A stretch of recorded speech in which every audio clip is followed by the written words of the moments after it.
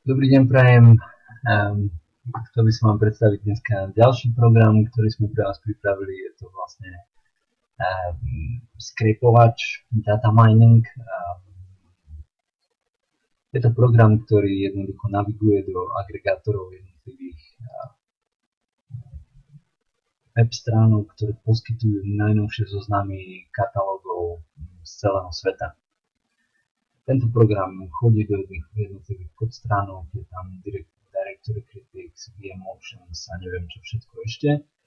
A vlastne zisťuje, skrepuje všetky vnútorné linky a odkazy na tieto zadarmo katalógy.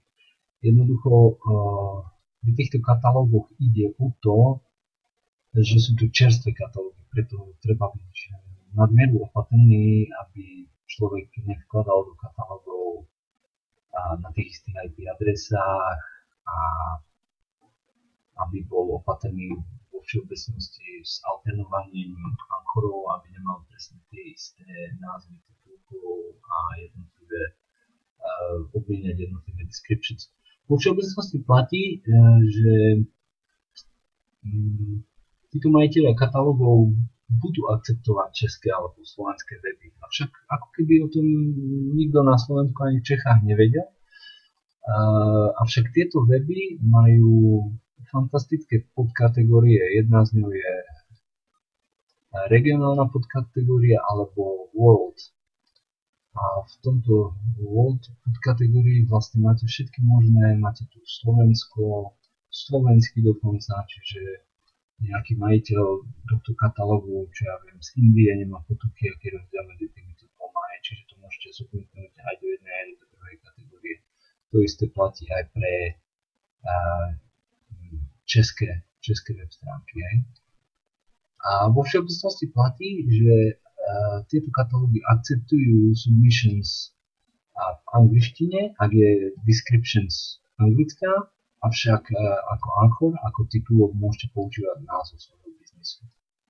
To znamená, že máte nelimitované obrovské množstvo katalógov, ktoré vám môžu vlastne slúžiť na to, aby ste diverzifikovali svoj anchor text, pomohli Google s diakritikou a tak ďalej a tak ďalej.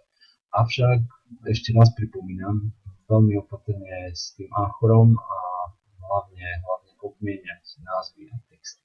Samozrejme tieto katalógy ešte vo väčšej miere prichádzajú a odchádzajú, to znamená úspešnosť alebo to, že sa nejaká linka na to prilepí je povedzme 1 k 20, 1 k 30. To znamená veľa roboty, možno trošku menej muziky, avšak určite máte možnosť vlastne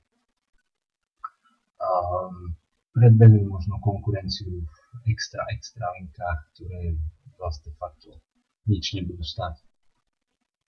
Tento program, ako vidíte, stále pracuje a bere URL-ky a vlastne výsledkom tohto je tento gigantický list, ja neviem, podľa sezóny 800 000